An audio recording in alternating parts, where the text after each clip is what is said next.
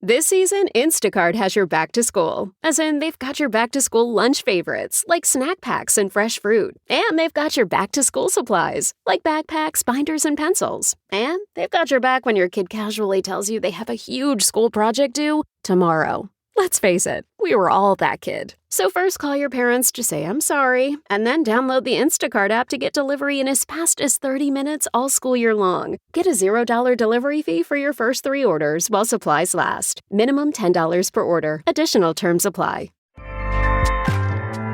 Acast powers the world's best podcasts. Here's a show that we recommend. What is The Briefing Room? It's a behind-the-scenes look at how the criminal justice system works and the lives of the people within that system. If you love true crime, well, these are the real people who do the job every day of making sure justice is served. Hi, I'm Detective Dave. I'm Detective Dan. Together, we have decades of experience in local law enforcement, a profession that we think is often misunderstood. So we're going to explore how to do it right, and we won't shy away from when it's done wrong. These are stories you'll hear nowhere else. Unique, frank, and unvarnished. From the team that brought you Small Town Dicks, this is The Briefing Room.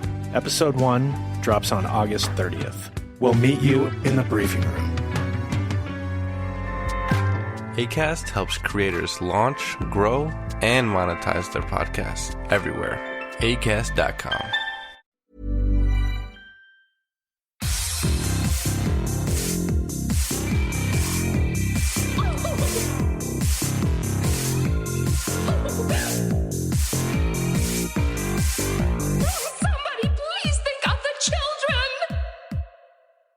And welcome back to Scarred for Life, the podcast where we open up old wounds by looking back at the films that scared us as kids. I'm Terry. And I'm Mary Beth. Each episode, our special guest will bring with them a movie that traumatized them as a child. This week, our very special guest is writer, director, and producer Natalie Erika James. Her work includes music videos such as Mine by the artist Life is Better Blonde and short films like Crestwick and Drumwave. Her latest is her first feature film, a horror film called Relic, which is hitting VOD on July 10th from IFC midnight. Welcome to the show, Natalie! Thank you so much, guys. Thanks for having me. We're so excited to talk with you because we've been gushing with IFC Midnights, our PR people there, because we both love this movie, and we can't wait to talk to you about Relics. Like, I'm sorry. What is it like to make Relic as your first feature horror film? Like, what the heck? Like, congratulations. Yeah. Thank you. It's been a trip, yeah. But I mean, you know, there's always rough parts of filmmaking, so it definitely wasn't just like one smooth road. Yeah. Oh, I can imagine. I can imagine, but it's just like Relic is such a beautiful film. I watched it twice in a week. This sounds creepy, I'm sorry, but like it's just so amazing. And I guess before we hop into the specific film, how did you get into horror in the first place? Yeah, it's a really good question. I think if my 10-year-old self could see me now, she would be very surprised because I was such a scaredy cat growing up and, really couldn't handle horror films until I was probably in my preteen phase. And then, I remember watching E.T. and being terrified. Like, it was that bad. Yeah. And we had someone on the show talk about E.T., so you are not alone. Really? Not alone. You are not alone. Yeah, but frequent nightmares, that kind of thing. But in some ways, maybe I feel like that makes me more susceptible to maybe what's scary. And maybe because I have a lot of fears growing up, I have an interest in telling stories about them, perhaps. I think it's like Stephen King who says something along the lines of the fact that if we can, talk about our fears and create stories about them, then we can kind of conquer them in a way. So that must be something at play there along those lines. But yeah, so when I was in my preteens and teens, I discovered Asian horror. And that was a massive love of mine. A lot of, I was really into Cronenberg as well. But yeah, I had a few friends who, we'd regularly have sleepovers and kind of just freak ourselves out with horror films and then, not be able to sleep for the next week or so. Asian horror film, that's like right, like you just dove right into the deep end of the horror, I feel like, just because I feel like Asian horror films are so much scarier and like visceral and gory. So wow, you really just jumped right in. Yeah, and I think they have this really interesting quality of being deeply psychological as well. And, yeah. you know, beyond Asian horror, I was really into just darker films in general that were heady in some way and really cerebral. And, you know, I was a big fan of David Lynch and like Darren Aronofsky's early work. And so, yeah, that was kind of my general interest. And then, yeah, I think when I went to film school straight out of high school and started making these psychological dramas that kind of slowly over time became more and more horror-esque, and then just embraced horror in my graduate film. And that's kind of how it started. That's awesome. So it kind of sounds like you've always had like an inkling of being involved in filmmaking. When did you decide you wanted to work in the film industry? Yeah, I think I was first aware of filmmaking as a craft and was really fascinated by it when I was probably 11 or 12, watching those, you know, Peter Jackson's Lord of the Rings behind the scenes DVD box sets. Yeah, I would watch those kind of obsessively with my friends. And yeah, I was just so fascinated by the craft of it and the dynamics between the people, like the crew and the actors, and just was really drawn to it. And then when I was 14, my parents let me do this summer filmmaking course where it was just like a rough overview of filmmaking in general. And throughout high school, I was always the one with the camera at school events. So I would regularly film, just, you know, school trips and that kind of thing, and edit them together. And yeah, I just remember the feeling of hours flying by, you know, when you have that flow state, when you're editing something. The joy of that. Yeah. Yes. I do video editing as like my full-time job. And I know that when you look down and it's like 9 a.m. and then you look up and it's 3 p.m. and you're like, what? Where have I been? Yeah, I'm very resistant to it now. But back then, I feel like that was just, a whole new world for me. And then in high school, like late high school, I was doing art as one of my big subjects. And I just used film as a medium for all my pieces, because I think I was maybe conceptually very strong, but technically very average. And so film was almost the perfect medium, because you could deliver these really strong visual concepts, but not really need too much of a technical skill to pull them off. You know, it's more about curation and communication, and you need an eye, but it's not like painting where you have to have the technical skills. So it kind of was this because you have like a team working on the other parts. You know, at that stage you're just doing everything yourself, really. But, true. But I guess in terms of you know, needing it to be lifelike, or it was very different to everything else I tried, like painting or sculpture. So I kind of found this perfect way to express myself, maybe. And, you know, those films were so, looking back now, they're pretentious as hell, and they'll never see the light of day. But they were enough to get me into film school, so that was great. And that's what counts.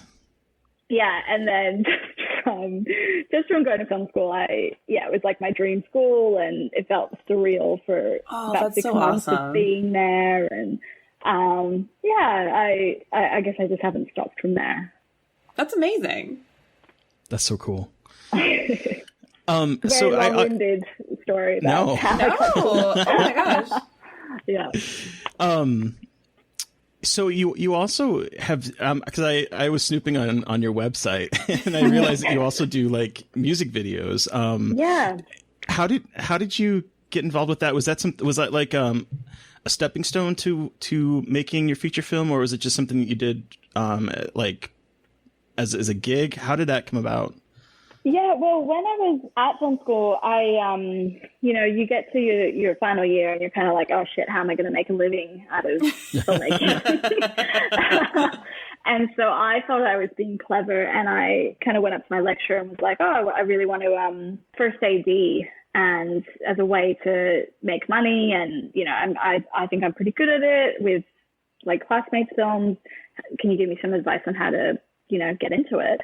And she was like brilliant. I was just like, do you want to be a first AD? And I was like, oh, well, no, but I need to work in the industry. And she was like, well, if you want to be a director, you should direct. And it was so simple, and it sounds so basic to say now, but it really made an impression on me. And so I consciously took on roles that were short term, which meant more commercial work, as opposed to like kind of long form gigs.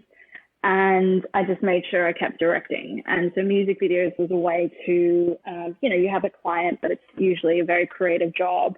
And the way that I approached it was to kind of use it to aid the song as well, but also create these kind of short films and to, keep honing the craft of directing. So that's kind of how it started. And I've been lucky enough to collaborate with a couple of musicians who really, I guess, trusted me and gave me that creative freedom. So throughout it they do, for me, I love them almost as much as my short films. And it doesn't feel like you're having to compromise at every turn. So that's kind of what struck me, because I watched a couple of the music videos. I watched in particular Mine. I really enjoyed the visual aspect of that song. And thanks.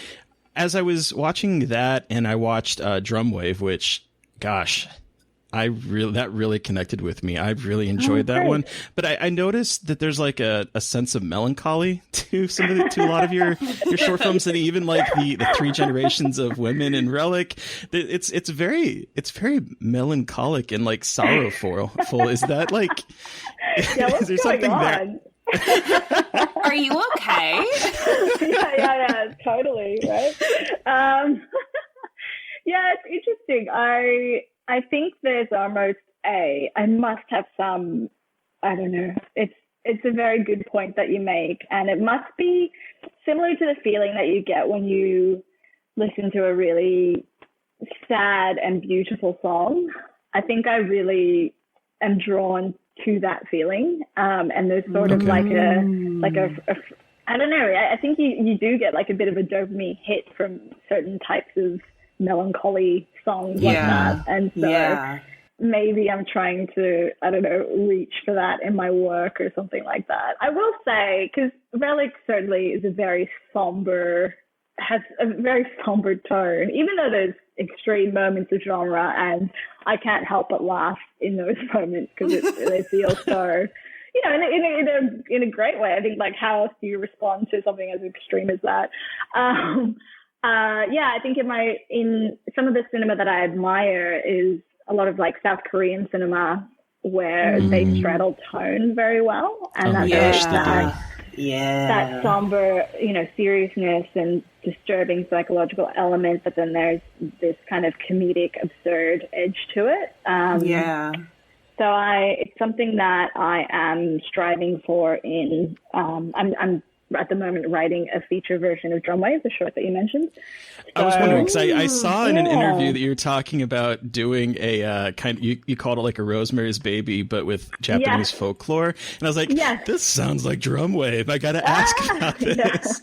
You are correct. It is the same project. And it's a folk horror set in Japan. So hell yes. Same kinds of themes. Yeah, I love folk horror. Great. So can you, just for people who aren't familiar with Relic, can you just give us a quick synopsis of what the film is about?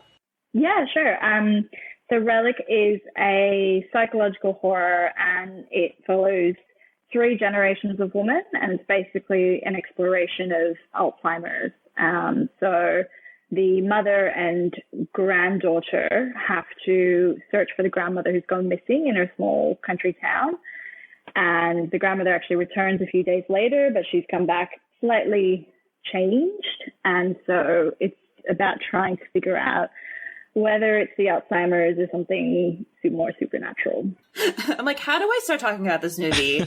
Because I don't want to give spoilers. I don't know, Terry, how do we feel about spoilers?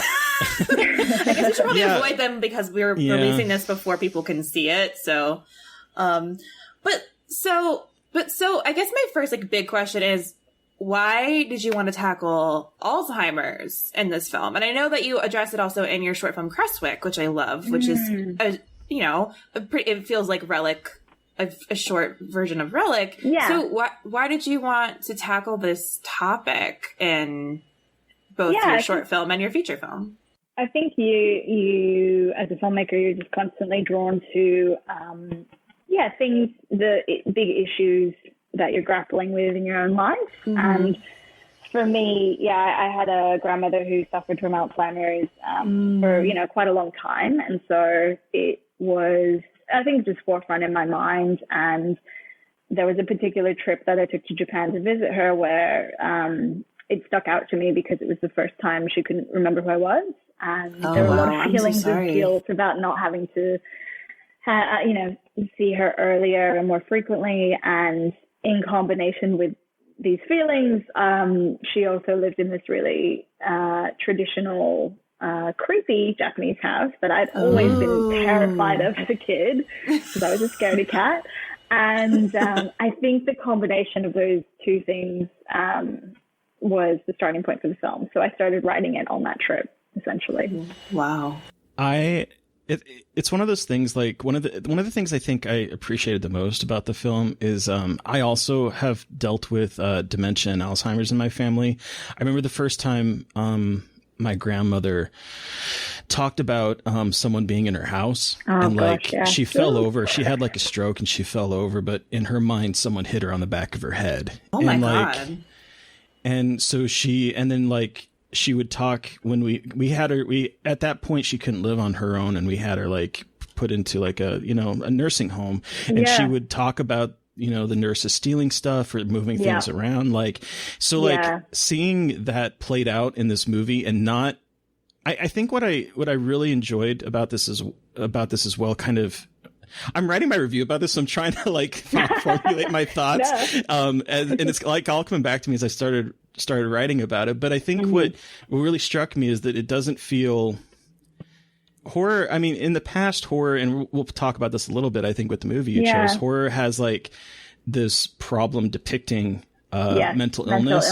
Yeah. But what I've seen recently, I'm thinking of movies like The Babadook, or I'm thinking of Hereditary, or I'm thinking of Relic, where it's like, it's not, the horror has become a metaphor as opposed to the mental illness being a metaphor for horror. Does that kind of make sense? Yeah. But go ahead. Sorry. No, go ahead. No.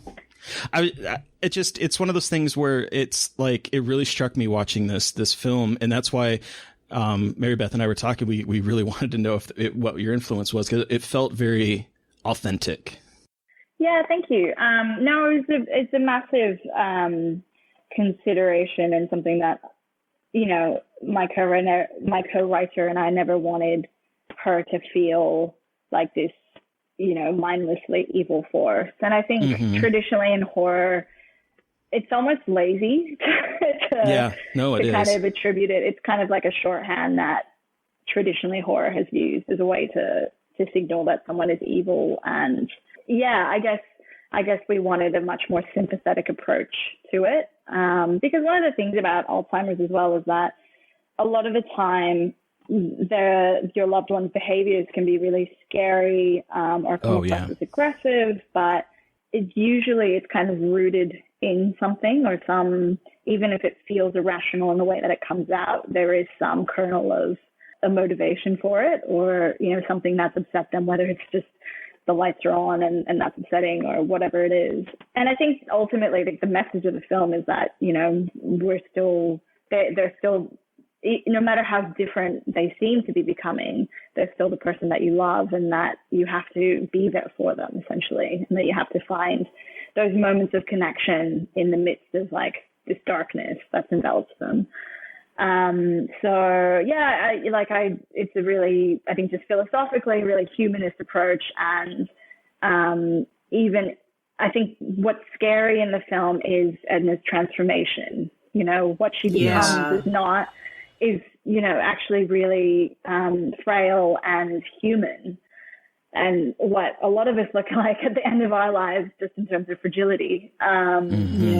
So that's not what's scary. It's the way that the disease is ravaging her and making her act out. So yeah, we never, there is kind of like this sinister presence throughout, but we never wanted it to feel like the Alzheimer's and Edna is evil. Like we really shy away from that. I think it's just such a simplistic binary way to view the world, that there's like good and evil, Right. So yeah, that's certainly a conscious decision, and I'm glad that it came across. Yes. Yeah, and again, we're going to avoid spoilers, but I bawled at the end. The last scene of the movie. Big same. It made me cry so hard, which I was not expecting.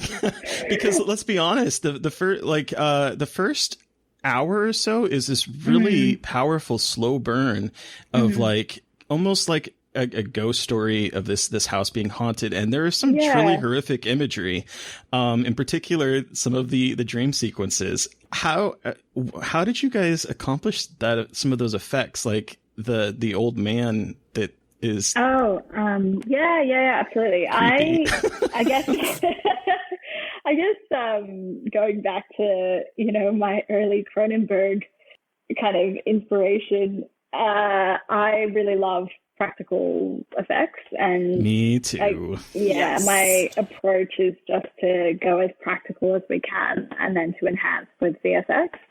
And so I would say in the film maybe like 70% of it is practical, and then the 30% to kind of elevate it, and wire removal and all that kind of thing. So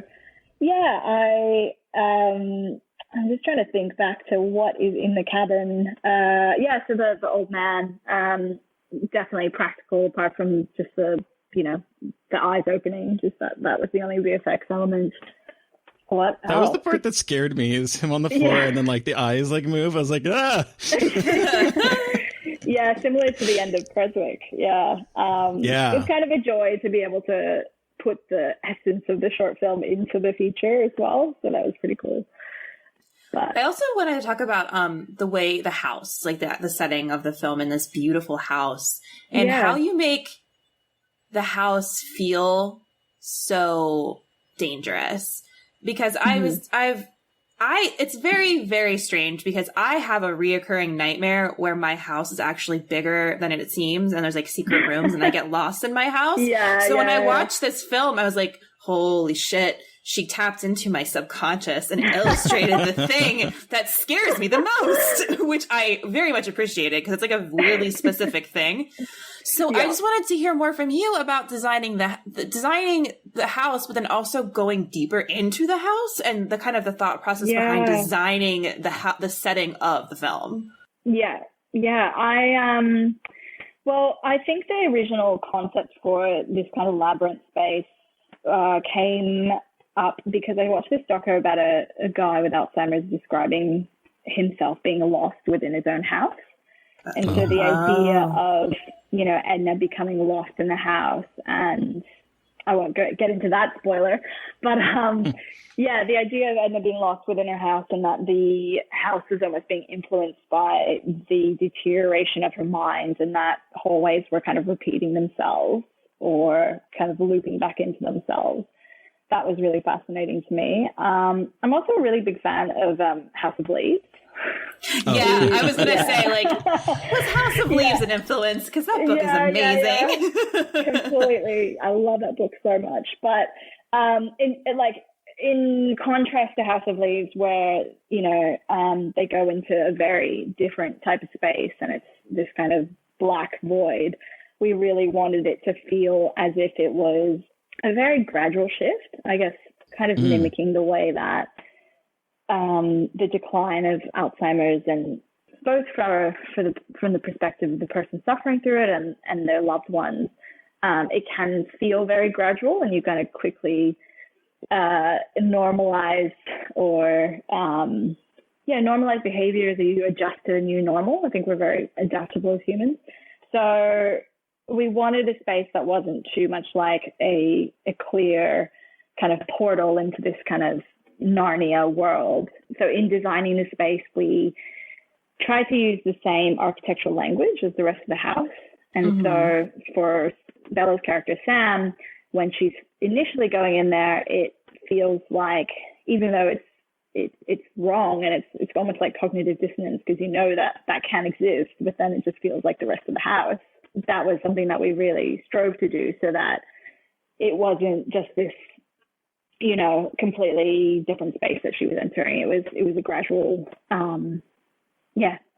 journey into it. And then by the time she realizes something's up, or by the time she knows something's up from the get-go, but by the time she's had enough and she's like, fuck this, it's too late, essentially. So, right.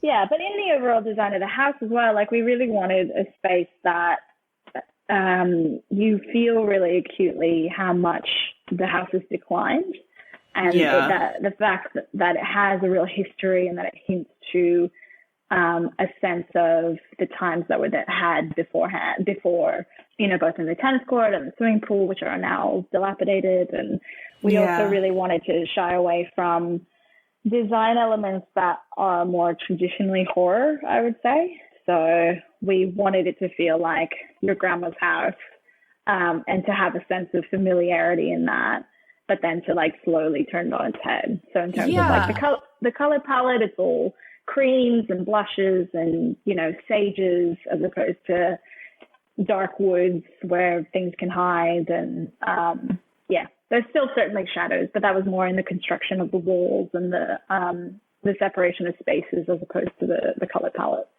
Yeah, I was going to say, the house feels like a grandma's, like, it feels cozy, which makes it even scarier, because you're like, this place that I can like definitely go and hang out with my grandma and eat cookies and like watch movies. And then you're like, oh, just kidding. So I love that aspect as well. Did you guys find a house like that, or did you build a set? Or was it a combination of both? Yeah, a combination of 3 different elements. So 2 houses, one for the exterior, one for the interior. Oh. And then we built the labyrinth on a soundstage. Cool. I say a soundstage, but it was like literally a warehouse that was not soundproof. And some of the upstairs bedrooms we also built on the soundstage too. And so we had to build some of the hallways so that the areas stitched together more seamlessly. Cool. Wow.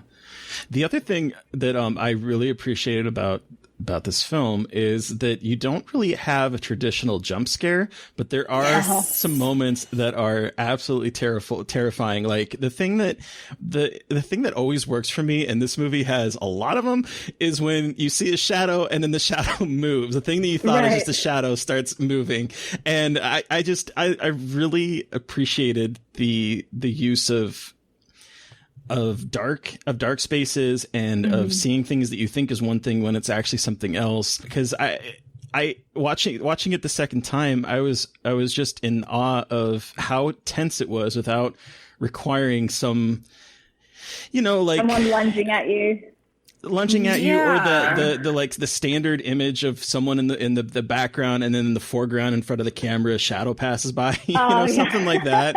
Like I was so appreciative that this movie builds tension and releases it by not doing what is standard. Right.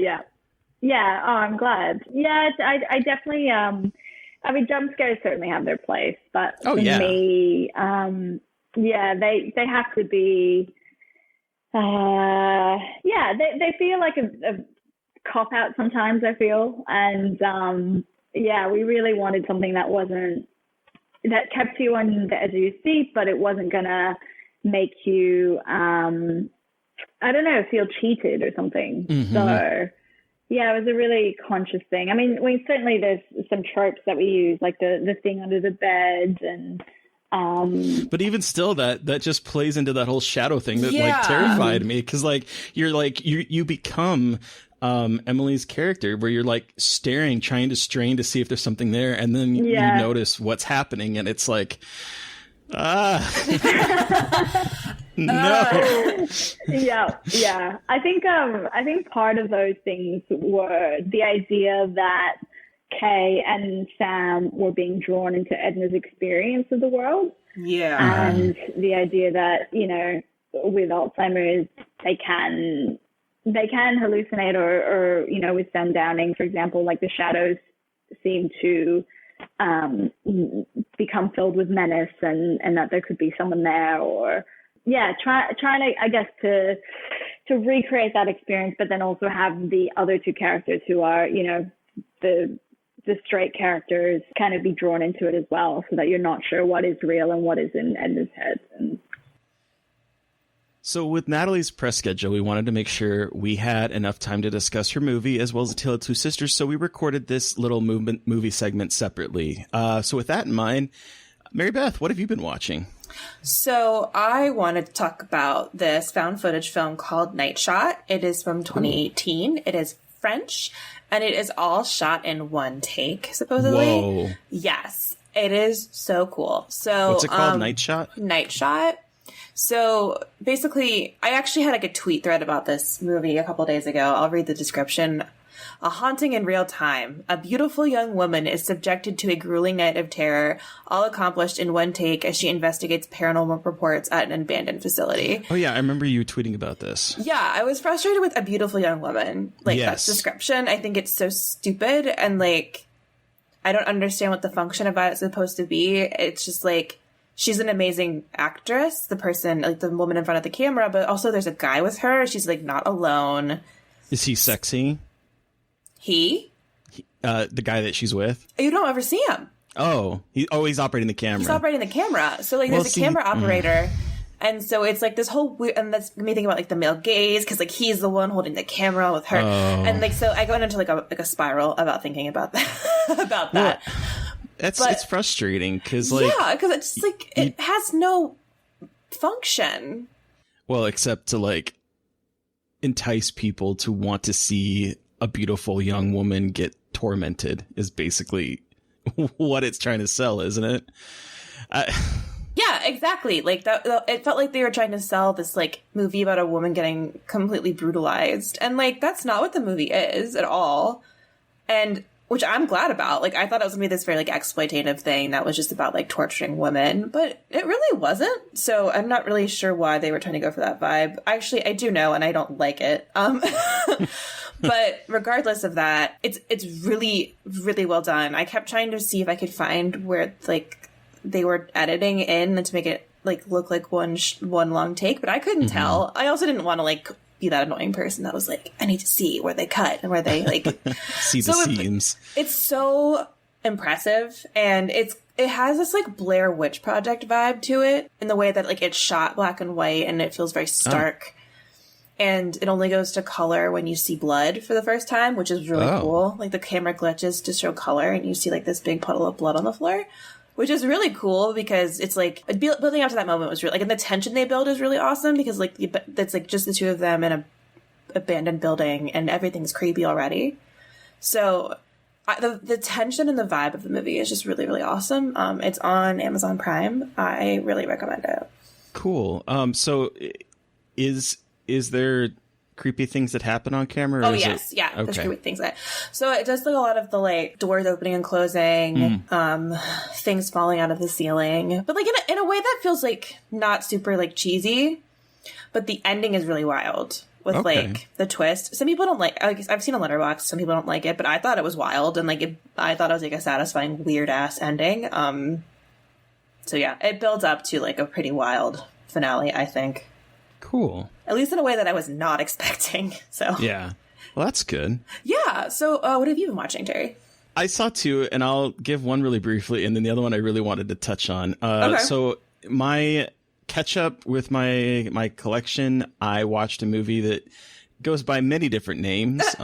It's called The House on Tombstone Hill. It's called Dead Dudes in the House. It's called The Dead Come Home. In Germany, it's called Hexenhaus.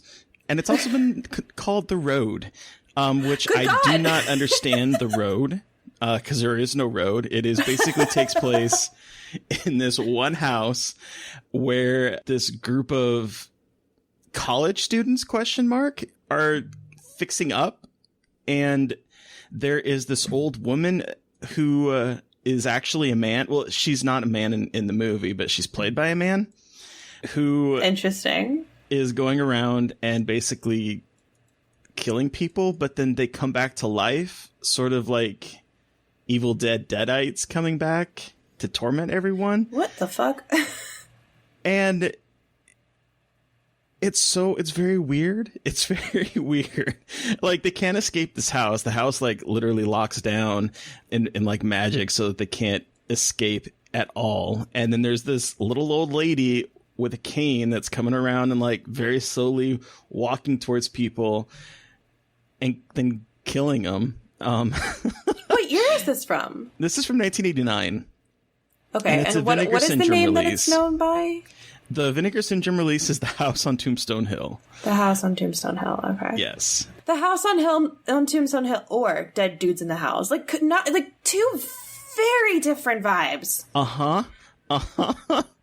And it's more in line with Dead Dudes in the House. Like, it's kind of a comedy. I don't think it really works. Okay. I do like the cover art. Yeah, it's fun. There's this really cool. The best scene is there's this really gnarly scene where someone finally tries to escape the house, and the window above him starts to, like, it's jagged and it turns into, like, teeth and starts biting him in half. And ooh. So there's like a couple really, and there's some really out of the woods homoeroticism, like.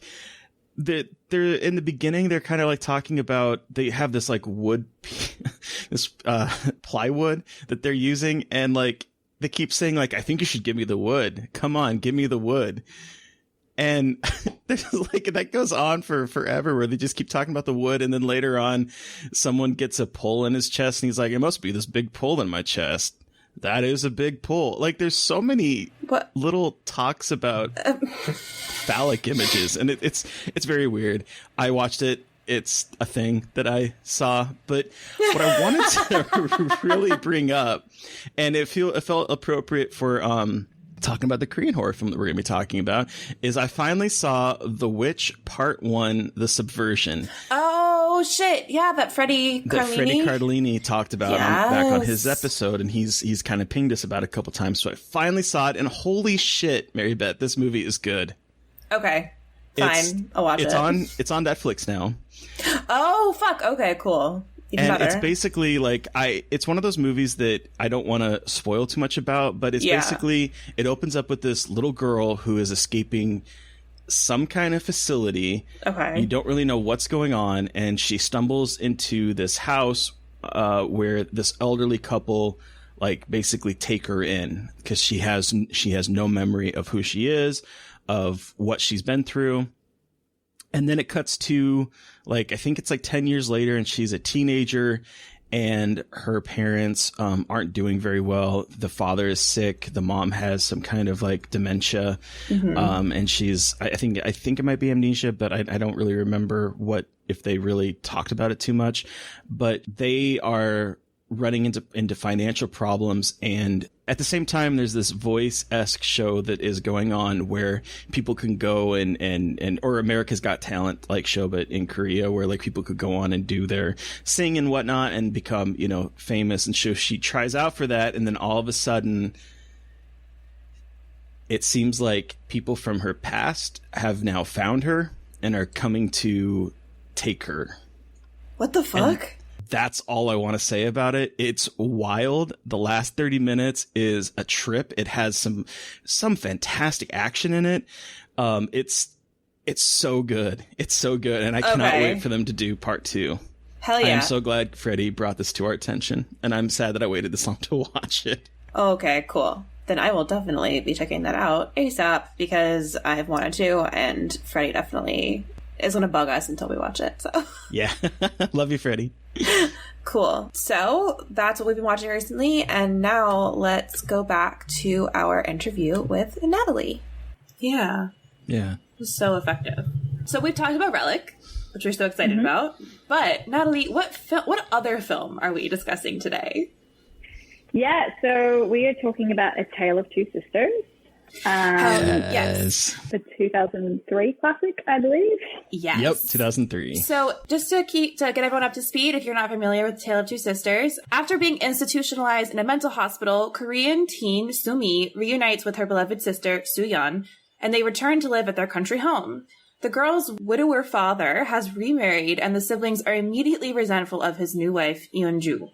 As Sumi and Soo-yeon try to resume their regular lives, strange events plague the house, leading to surprise revelations and a shocking conclusion.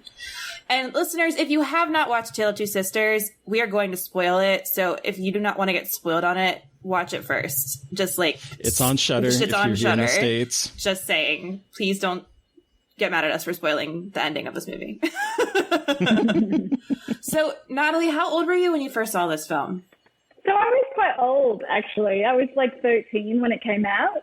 So, but it still, regardless, it scared me shitless. And I think what's so scary about this film is, as we were just talking about jump scares, the film does have jump scares, but there's so many sequences where the tension is built within a frame, and it's just a single frame that's kind of moving, minimally.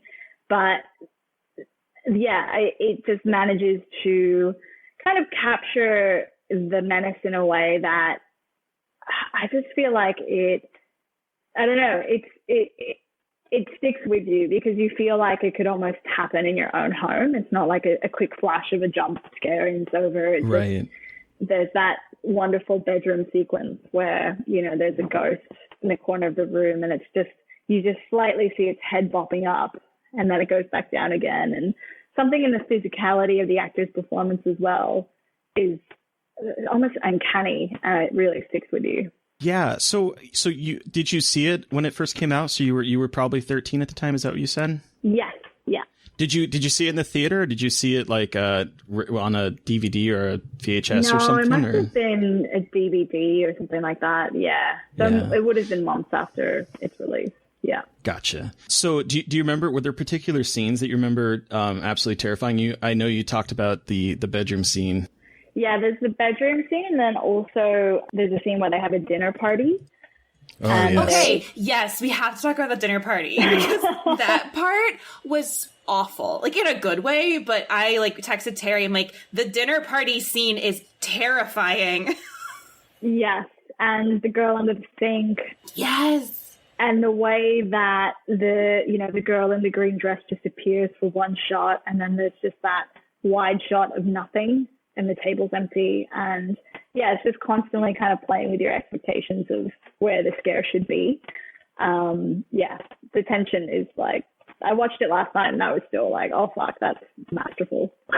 Yeah, I watched it last night as well, and I do think jump scares do get a bad rep because there are so many not so good ones, but the jump scare in the kitchen where I believe it was Yoon-ju who was reaching forward, yes, and then the hand eventually leaps out from underneath the sink. That moment, I've seen this movie twice now, and each time it has made me jump out of my skin. Yeah. And even in those flashes of that girl under the sink when the other couple are driving home, I'm just like, oh fuck, creepy ass. It's so creepy, and I can't imagine the mind fuck of seeing this at 13. Did you understand what was happening? Did you understand what was happening? Did you understand the whole thing? Okay, I only asked because I was a little bit confused, watching it last night.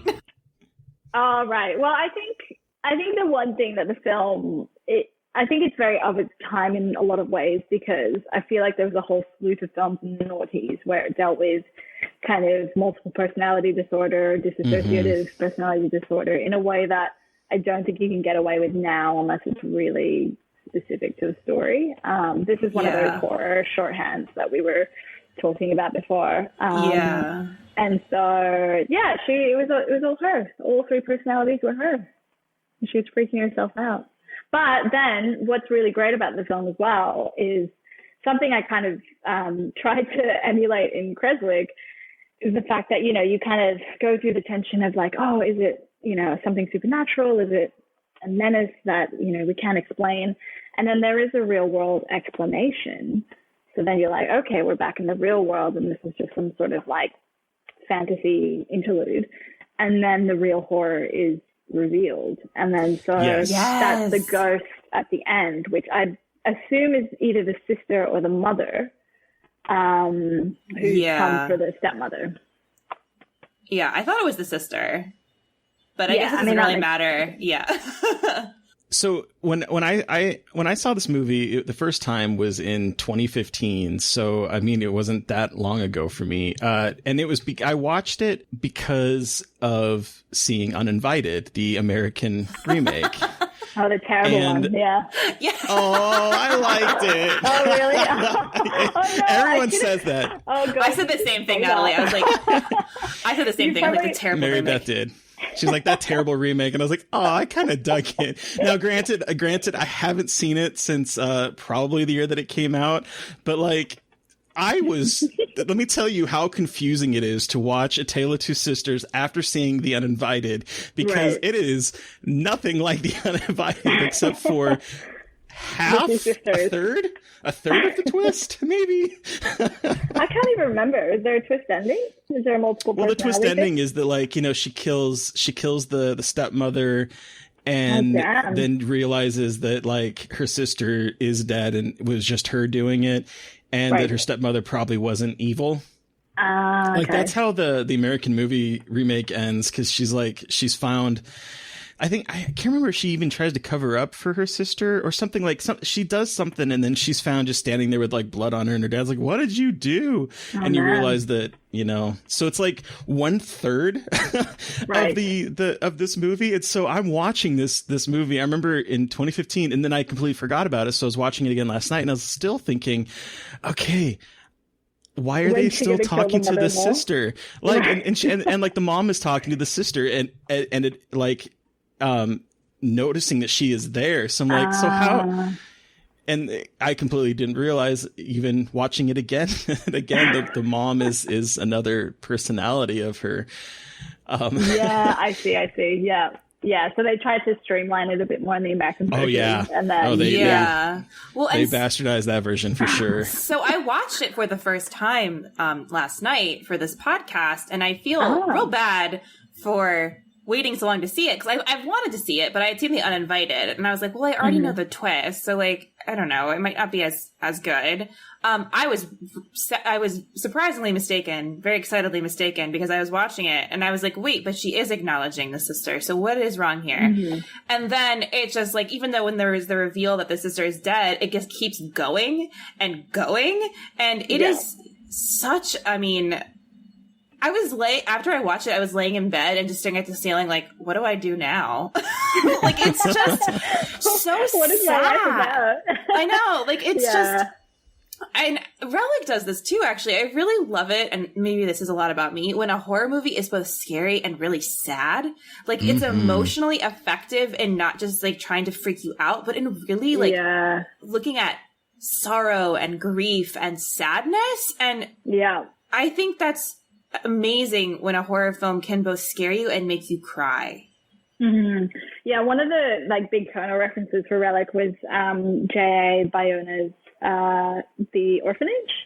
Oh my God, yes. Right? Which is one of those films where you watch it and you're just like sobbing at the end, but it's bawling. Once you realize what's happening in the movie, fucking bawling. Yep. But then still delivers those scares, and it's like, you know, really tastefully done, and massive reference for me. So, you watching it last night, was that the first time you've seen it since you were a kid, or is this something that you go back to? No, I hadn't seen it in a good, I want to say like 8 years, something like that. But then I realized I clean stole a shot from that film for Creswick. Oh, really?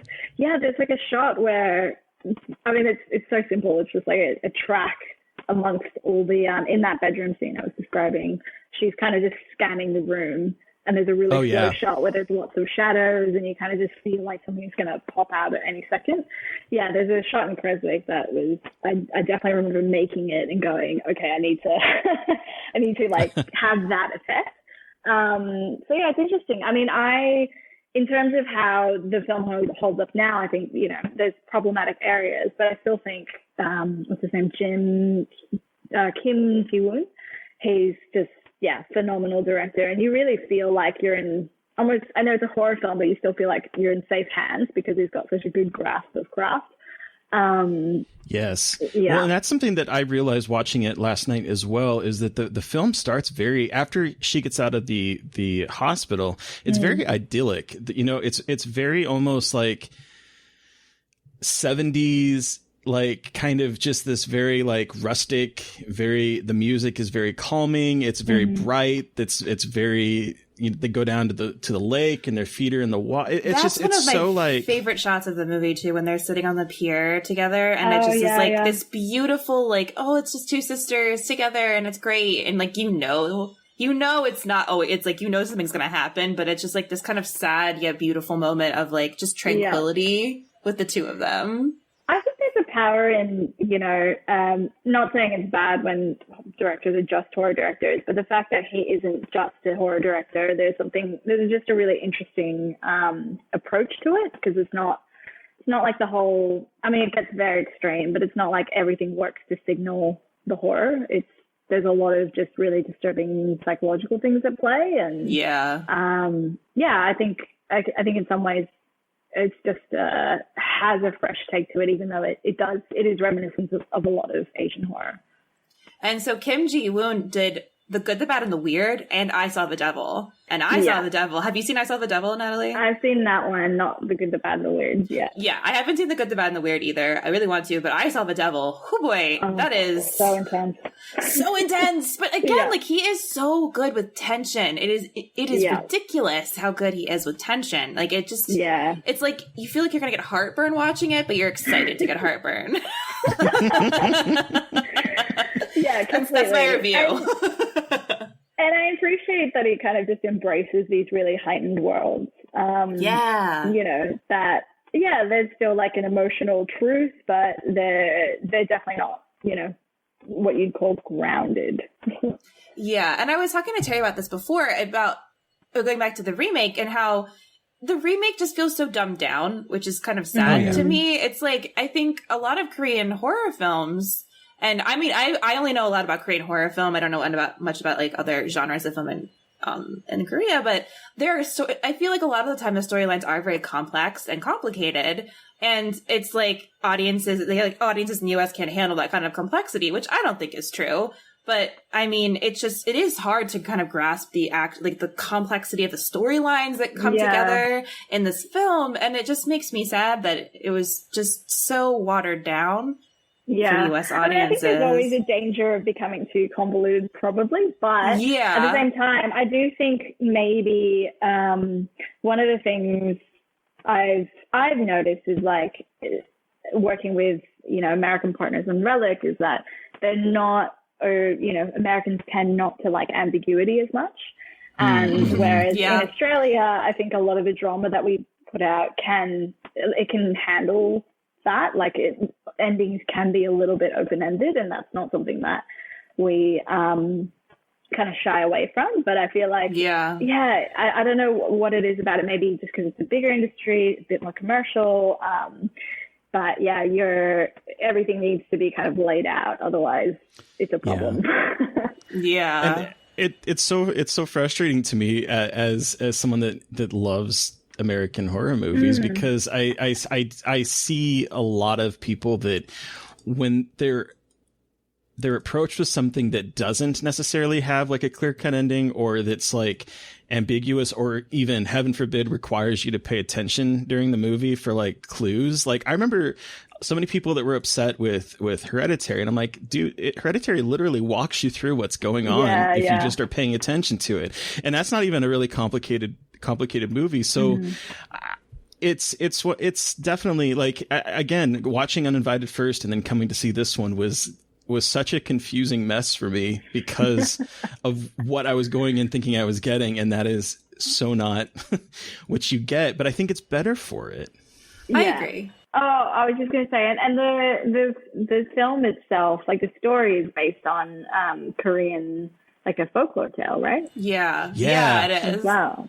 That's something that also I that surprised me is how much has been taken from the I don't know how to pronounce it, Joseon era, because like it seems like that era has, which is what this folklore originated from, is like, because it's having like a moment right now with there's the Netflix series Kingdom, which is set in that time period. And then there's also this monster movie that just came out on Shudder called Monstrum that is also from a Joseon era. And then I see this is also taken from that. I'm wondering what's going on in that era. Yeah, I am woefully unaware, like uneducated on like eras of history in Korea. But I also know that like a lot of, and then Japanese horror as well, a lot of these films pull from like ancient folklore, but modernize it in a really fascinating way. And I'm not sure why exactly that era for Korea, but I just know that folklore is so much more, like, there's more like a folkloric tradition in Japan and in Korea as opposed to the US. I feel like we have folklore, but it's so new based, like, I guess kind of compared to like the centuries of history in Korea and Japan, or at least like, I don't know. I feel like they have a deeper folkloric tradition that is more like culturally recognized in my mind, rather than, I feel like in the US, we don't really have that. We don't have that kind of united folkloric identity that we all are familiar with and kind of gather around, if that makes sense. Yeah. No, that makes sense. Definitely. It's interesting how a lot of the folklore, I'm a massive, I guess it's an area that really interests me, but just how much a lot of it tends to be like wronged woman.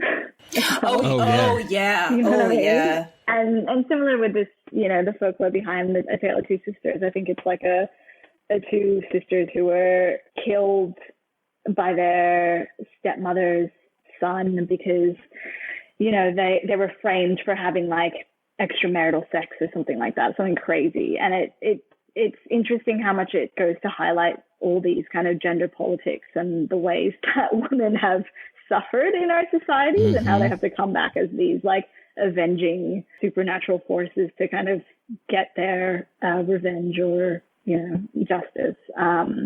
It's like, it's almost like it's only safe within a supernatural realm because it's, you know, I don't know, but it seems to be a trend. I mean, and a lot of yokai in Japanese mythology is that, you know, it's wronged women or women who have died in childbirth or well, and you even think of like The Ring or, you know, or Ju-on, the Grudge, where it's always the kind of woman who is drowned in a tub or stuffed in a well, or, you know, it's always like it's that I think there might be something to it, what you're saying about working through metaphor as kind of like a way of talking about feminine rage, that maybe makes it, I don't know, more palatable for like male audiences or something. I don't know. But it's also like an easy way to demonize the woman as well, in a way. No, absolutely. So it's an interesting space.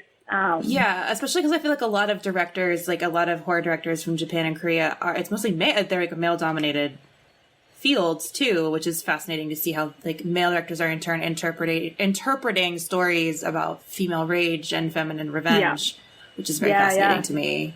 Yeah, one thing I've also noticed recently is that even in like Western horror, I'm writing my folk horror, which has a lot to do with motherhood and pregnancy, and I've been doing a lot of research into like pregnancy horror, and I swear there's only like 2 pregnancy horror films that are directed by women. Like they're all directed by men for some reason. Right? It strikes me as the oddest thing, but you know, I guess that can change soon enough. I hope so. It's like, you know, it's sort of, because Mary Beth, it seems weird to say this, but like she's a self-professed like the rape revenge type movies, and like seeing and like seeing what women are doing with that genre now is so interesting when you look at the historical context of that subgenre. And so it's weird to think that you look back at all the like the big pregnancy horror movies, and most I can only think of maybe Prevenge. Yeah, right, Alice Lowe's film. Yeah, exactly. Which has like a comedy bent to it as well. But yeah, completely. Well, and also pregnancy is always used to make a woman monstrous. Like in The Brood, when she's like pregnant but is like asexually reproducing, it's just like gross. And then Rosemary's Baby, the baby is monstrous. And like pregnancy has always been seen as this othering thing, and like you give birth to a monster, or like or even inside. Yeah, and inside, and like your body is like, because I mean pregnancy is pretty freaky. Like to me, I think it's freaky. Yeah, same. It is freaky, but it's like the way that it's taken as like it's a parasite inside of you, or like it's like bursting out of you. I mean, even like, Alien has that kind of pregnancy metaphor to it as well. Yeah, and it's just which I think is totally valid, because it does feel completely unnatural in many ways, you know, like nothing in your life prepares you for something like that, I feel, in our modern lives. But yeah, it's just interesting that specific story, which is such a female experience, is often told by men. Yeah, I know. Anyway, it's just very fascinating. No, it's a really, I actually had never thought about that before. And that is really fascinating and strange. Huh. But going back with like the female rage in this movie, you don't ever really get a sense of the stepmother, like through most of it, because once you realize halfway through that, you know, it's not even halfway, I think maybe 3/4 the way through, that the person we're seeing that we think is the stepmother is actually in the cinema terms her other like split personality. It's like we don't ever really get a scene of her outside of the ending where she, you know, stops Sumi from checking in on her sister and tells her, you know, you're going to regret this. But like, it's so weird to me that she's presented as a villain when we don't really know anything about her. Well, and she's presented as a villain because she marries their dad. Like, it's very much like she's a villain through the eyes of a child, if that but also, like, in some ways I felt like she was scarier in real life, even though she's not as unhinged and vain as, you know, she appears in her split personality. Yeah, it just feels like the fact that you would let a child die under a wardrobe and just leave, like, and just calmly have a conversation, like, that is stone cold, man. Like that. It's fucked. It really is, though. Like, she's like, oh, I'm gonna enact my petty revenge on a teenager by letting her fucking sister die. Yeah. What the fuck? That'll teach her. You'll remember that one day. Like, it's so almost like a mustache twirling, like villain, like levels of because she goes in there and she sees her dying and she walks out. It's not even like there's no way of even trying to rationalize her behavior. She freaking walks out of this girl that's like suffocating under this wardrobe. Yeah, it's not like a Hereditary moment where, you know, she just can't deal with it. She actually deals with it in that moment, and then she's like, this is fine. Yeah, I'm gonna go yell at her sister. Completely. Whereas the stepmother throughout the film is more sympathetic because she is clearly losing, you know, seemingly losing the love of the husband, and has her own mental, you know, health issues. So yeah, I thought she was much scarier at the ending. Well, and she's wearing that like a very like intense turtleneck too, like a very like, you know what I mean, like that stern black turtleneck that like always makes you think like evil, which is why I own like 4. Oh no, I'm wearing a turtleneck right now. That's funny. Hell yeah. So I do have a question because I was confused on one part, and I would like to get your input. So he marries the caregiver, correct? That's their stepmom. But did he marry them before her mom passes away? I think it's implied, yeah. Okay, because they find the mom kills guess herself in the wardrobe, correct? Illness. Yeah. And they have started this affair. I don't know if they're engaged. I don't think they get married before she dies, but I think it's the clear evidence of their relationship and them flaunting it in front of her that makes her kill herself. Okay, that's what I thought too. I kind of got the feeling watching it this time that maybe they had just like announced that they're, you know, getting married or something like that. And that's like the inciting incident that causes everything to explode. Which is so fucked. Like, what the hell, Dad? Right. I mean, if anything, he's like a villain and he gets off scot-free in this movie for the most part. I was like, this guy sucks. Like, can we get more like dad, like revenge on like dad being a bad parent and like not really understanding how to take care of his child, and also for abandoning his wife who is still alive at the time when he like announces his engagement? Like, what's wrong with you? Yeah. Completely. And it's like his one dialogue is always just, please stop this. Please stop talking. I mean, it's tricky from a writing perspective to have this sort of twist, you know, and have to play with the how the characters relate to each other and make it make sense in the audience's minds and in the twist as well, of course. But yeah, 100%. Like, he does not get any sad points. No, not at all. But, you know, the thing that I really appreciated at this time rewatching, with kind of like the knowledge of what the movie was about this time, as opposed to the first time I watched it, was kind of piecing together why everything feels a little off. Because, you know, there's the moment where, Sumi is yelled at by her stepmom for setting up, her father's underwear, or, you know, his garments. And I'm like, okay, that's kind of weird. But if she's thinking of herself as both of them, then it would make sense that she would have done it. And then she would get mad at herself for doing it. And then there's the pills that he keeps putting in front of the mom, as opposed to like her. There's all these little scenes that just seem on first watch, just really kind of absurd or a little slightly off of normal.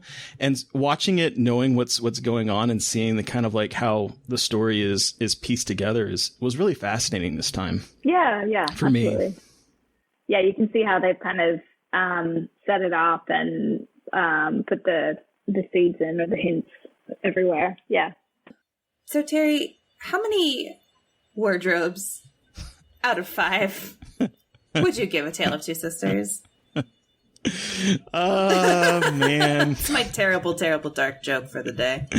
I love it though. I think I would give it 4 out of 5. Okay. I think that I love the construction of this story. I think the first time I watched it, my opinion of it was a lot lower, because I was so confused as to what was going on, and I was trying to reconcile two different thoughts of what this movie was going to be about the first time.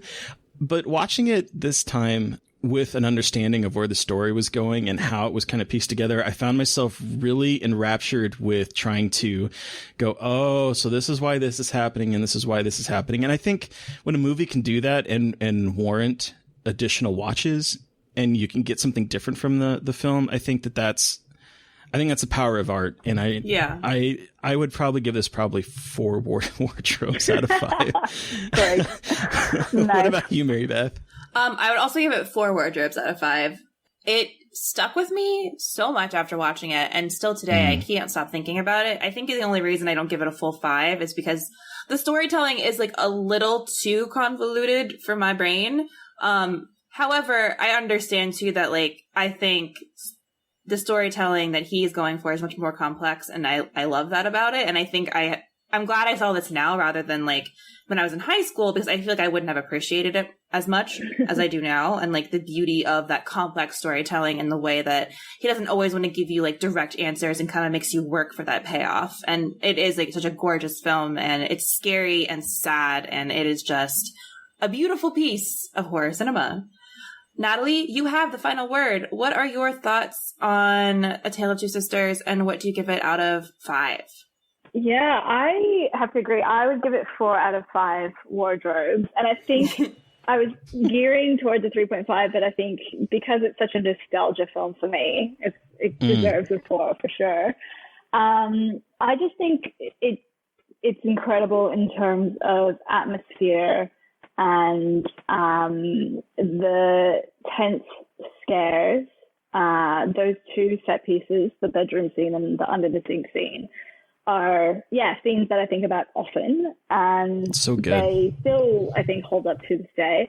I think the film kind of falls apart in its third act, even though that's when things are revealed, just in terms of where the plot is going, but also the I guess sort of the performance style becomes quite a bit more heightened. And yeah, I found it now, watching it now, a little bit tiresome at the end.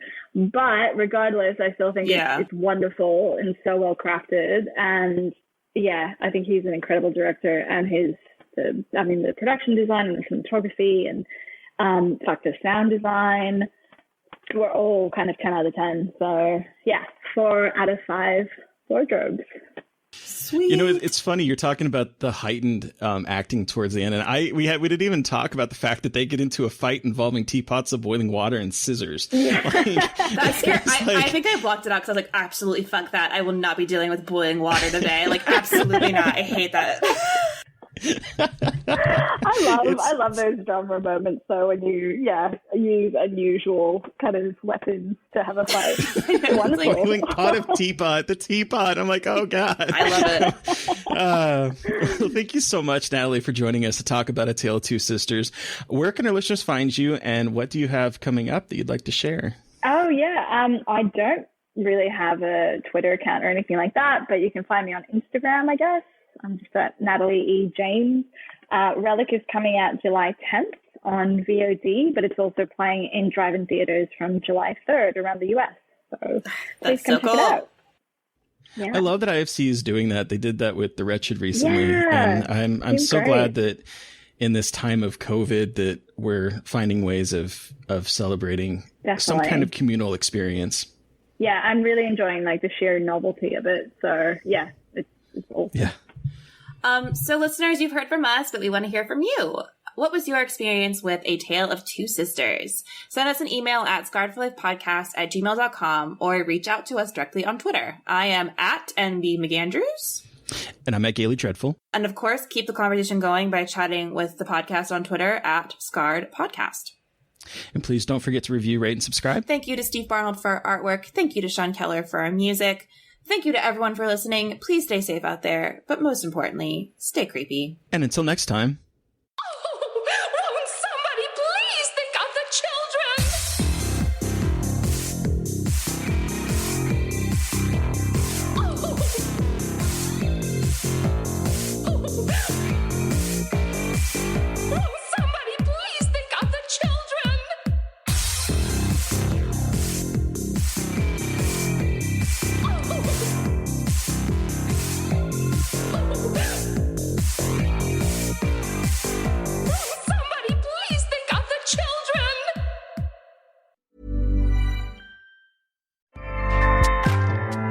Acast powers the world's best podcasts.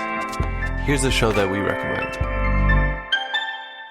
What is The Briefing Room? It's a behind-the-scenes look at how the criminal justice system works and the lives of the people within that system. If you love true crime, well, these are the real people who do the job every day of making sure justice is served.